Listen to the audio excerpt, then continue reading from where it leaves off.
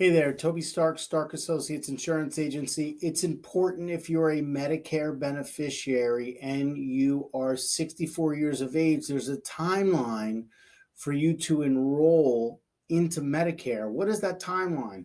Oh, all the marketing stuff's coming. What is your timeline? It depends upon your birthday month. So I put an article together here, and it talks about that most people get Part A and Part B when they're first eligible, which is usually turning 65, and they have an initial enrollment period, or IEP. This is your first chance to sign up for Medicare. Generally, this is when you turn 65. You have a 7-month window, 3 months before your birthday month, and 3 months after. That's your initial election period to elect Medicare Part A and Medicare Part B. Some of you folks that are listening to this may work for a larger employer. You're going to continue to work past age 65, and you're only going to enroll in Medicare Part A, which is hospitalization only. And as long as you've worked a minimum of 10 years or 40 working quarters, you've already paid in, so that's your entitlement. Medicare Part A is free for you.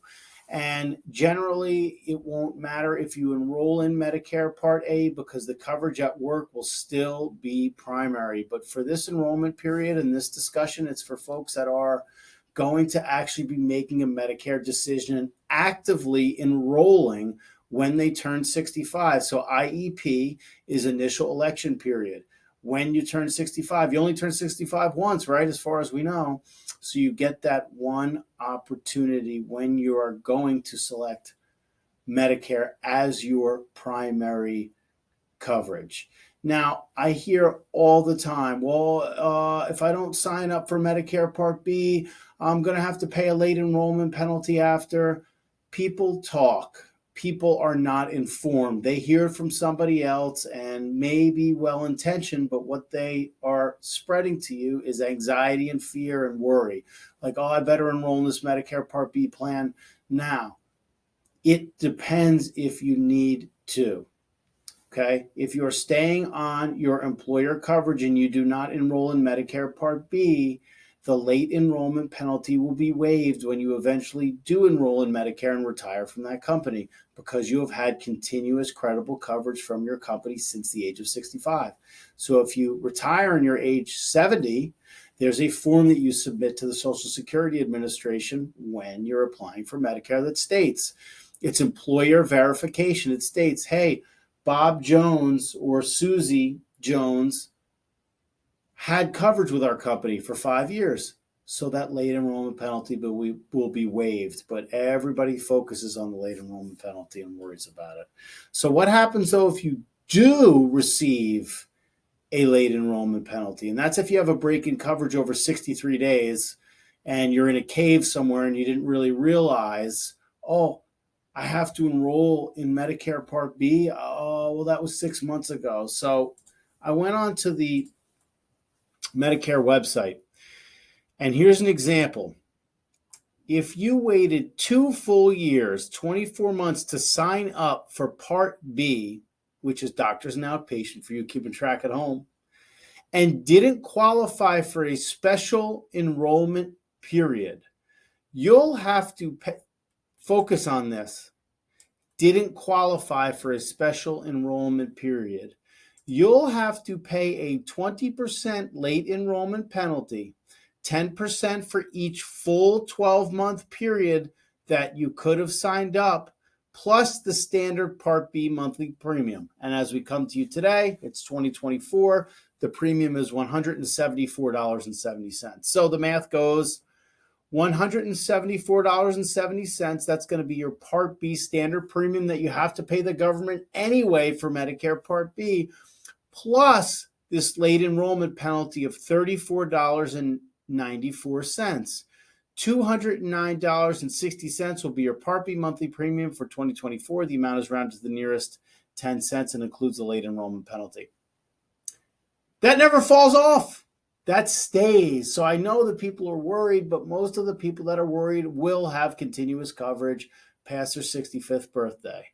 If you don't, this will apply. Part D late enrollment penalty. Part D is for drugs. Generally, you won't have to pay a penalty if you have credible coverage similar that's similar in value to Part D, or you qualify for extra help. If you don't have that, again, and you weren't aware that you needed to do something, you had no coverage, there's no special enrollment period that affected you that you'd be able to gain an excuse to tell the system, hey, I didn't know. You'll pay an extra 1% for each month. That's 12% a year if you don't join a Medicare drug plan when you first get Medicare.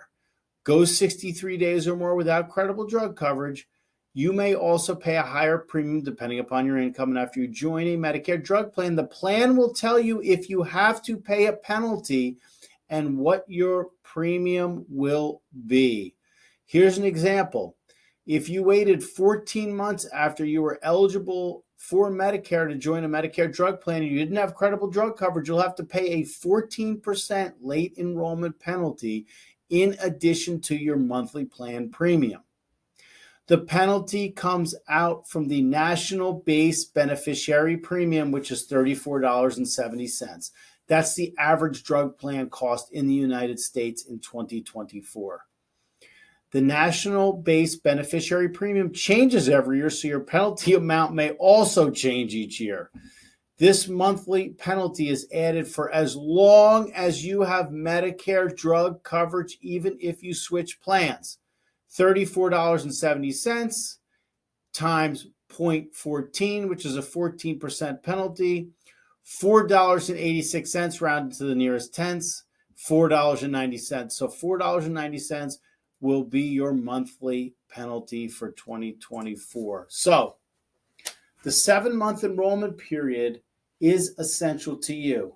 And when you're enrolling in Medicare Part A, Medicare Part B, and when I have conversations about the Medicare Part D umbrella, D for drugs, well, I'm not any maintenance medication, so I'm not going to enroll.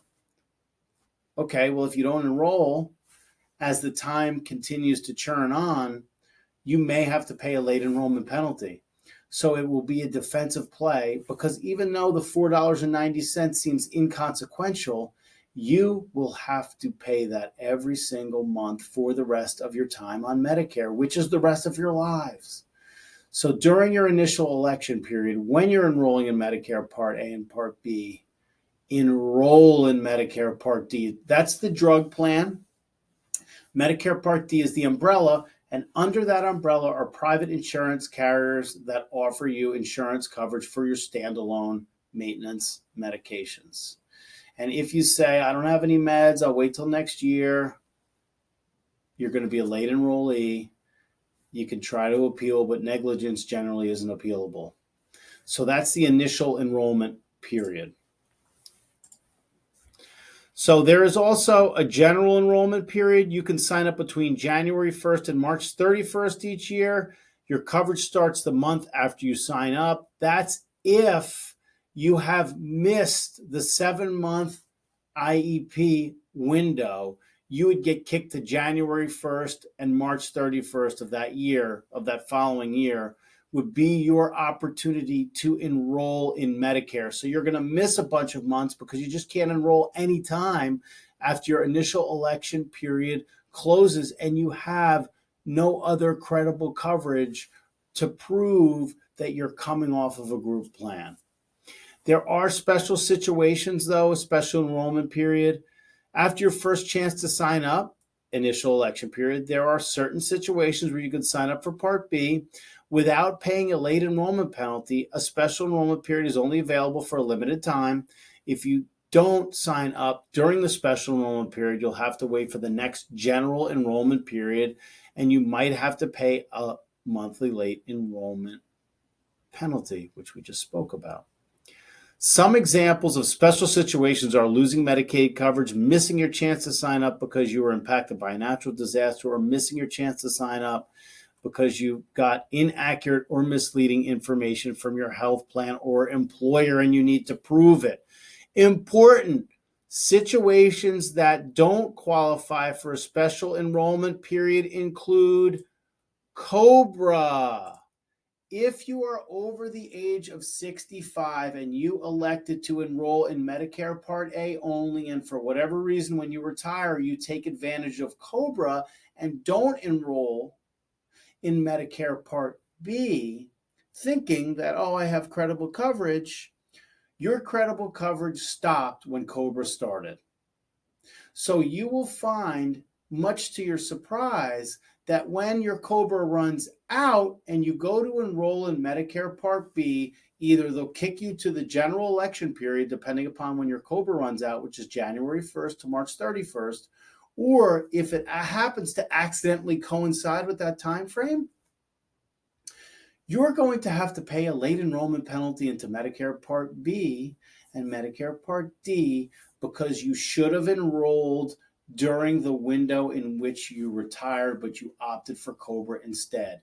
And I am sure on your TPA, which is a third-party administrator notice to you, it states that COBRA is not credible coverage and you may pay a late enrollment penalty when you enroll into Medicare after your retirement. That most folks don't read or realize this, and this is a big problem. When we speak about this to you today in 2024, the National Association of Benefit Insurance Professionals, or NABIP, which I'm a part of, we are proactively lobbying to our legislators to change this. This is a problem.